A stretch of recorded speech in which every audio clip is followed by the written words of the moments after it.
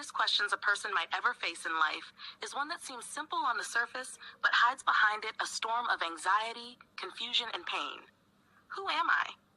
It's the question of identity, a question we don't usually ask ourselves, unless something deep inside us feels out of place, unless what we see in the mirror no longer matches what we feel within, unless our name, our gender, even our clothes begin to feel foreign, like they belong to someone else. At some point, a young man may look at his body and feel like it doesn't belong to him. A young woman may see her reflection and feel like a stranger, detached from the body she was born into. That's when the confusion starts. Then anxiety. Then a deep and often silent turmoil. Here, we're not talking about mere desire or behavioral deviation. We're talking about a real identity crisis. A deep psychological condition known in clinical psychology as gender identity disorder. It is neither light nor fleeting. It is one of the most emotionally painful experiences a person can live through. It drives many to isolation, to withdrawal from the world, and even to suicidal thoughts. Who suffers from this disorder? It's someone born male, but who feels like a female, or someone born female, but who feels like a male. Not merely in terms of behavior or attraction, but in their core sense of self, as if their body is one thing and their soul another. As if the heart lives in a body that doesn't reflect its truth. But are these feelings accurate? Should we surrender to them? Is the solution to change the body, or to rediscover the self?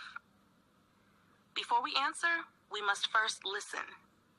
We must hear the pain of someone who wakes up every day feeling trapped in the wrong body.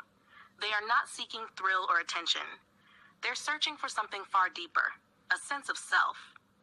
But don't they deserve to know, are these feelings the truth? Or are they the result of psychological confusion? Are they born this way? Or did something go wrong along the way?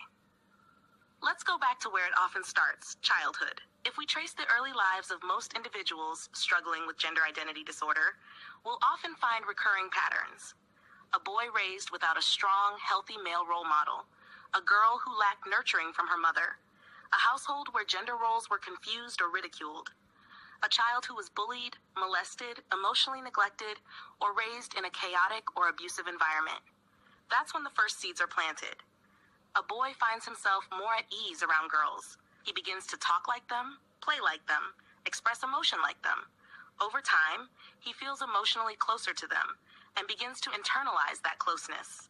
Gradually, and often unconsciously, he starts adopting a role that is not his own.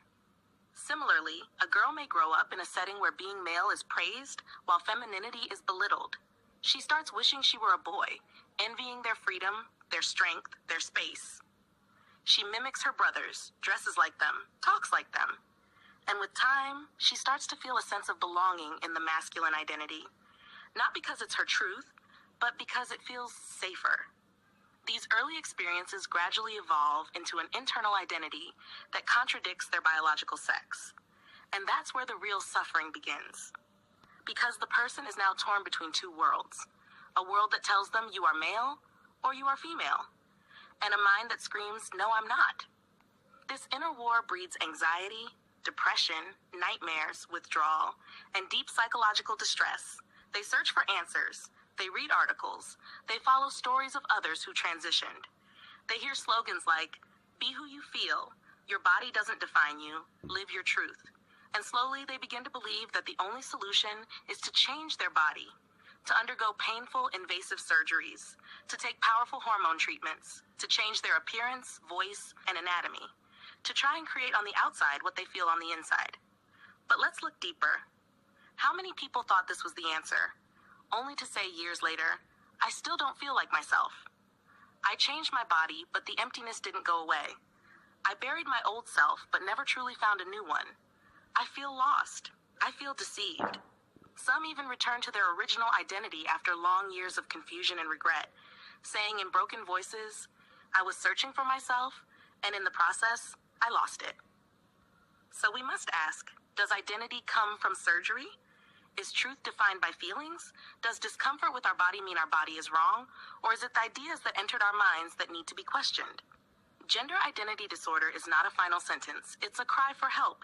A cry that says, help me understand myself, not change me so I can run from myself. A lost person doesn't heal by redrawing the map. but by rediscovering the path. You don't heal the heart by destroying the body, but by healing the wound. Psychology doesn't treat feelings as absolute truths. In fact, it teaches us that feelings can be deceptive, shaped by trauma, loss, fear, and social influence. Real healing begins when we realize what I feel isn't always right. What I desire isn't always who I am. Yes, compassion is important. Yes, empathy is essential, but not at the cost of honesty. To tell someone, do what you want, change your body, anything goes, that's not love. That's emotional abandonment. True love says, I'm with you, but let's search together for truth, not just for comfort. Islam never denies pain. It doesn't ignore suffering, but it gives us a compass. God created you exactly as He intended. So if you feel strange inside, search for the why, not the how to escape. In Islam, your gender is not a personal decision. It is part of your divine design. And your natural identity may be wounded, but it's not broken beyond repair. The Prophet, peace be upon him, taught us, God does not create anyone by mistake. He tests, guides, and gives each soul the strength to return. Not by changing the body, but by healing the heart. So true healing begins within, through deep therapy, through opening old wounds and revisiting forgotten traumas, through reconnecting with the father figure, or restoring the mother's embrace, through confronting past abuse, abandonment, or self-loathing, through learning to love the body, not to resent it. Many young men discovered that their desire to be female stemmed from a longing for a father figure. Many young women learned to embrace their femininity when they realized it was a gift, not a weakness. Gender identity disorder is not a biological disease. It's not a moral failure. It's a psychological wound. A wound that needs love, care, and clarity. Not everyone who feels lost in their gender should transition. They should ask, where did this feeling come from? Was it the media, a missing parent, a past trauma, a deep need for acceptance? Was it social pressure? Was it misunderstood sensitivity? In the end, identity is not born fully formed. It is built, but not with scalpels and hormones. It is built through understanding, through reconciliation with yourself, through spiritual healing. Everyone has the right to ask, who am I? But the answer is not always found in how you feel. It is often found in how you were created, because the one who created you knows you better than you know yourself. So return to Him, and you'll be whole again. If you enjoyed the video, don't forget to like, share it with your friends, leave a comment, and subscribe to the channel to get our latest videos.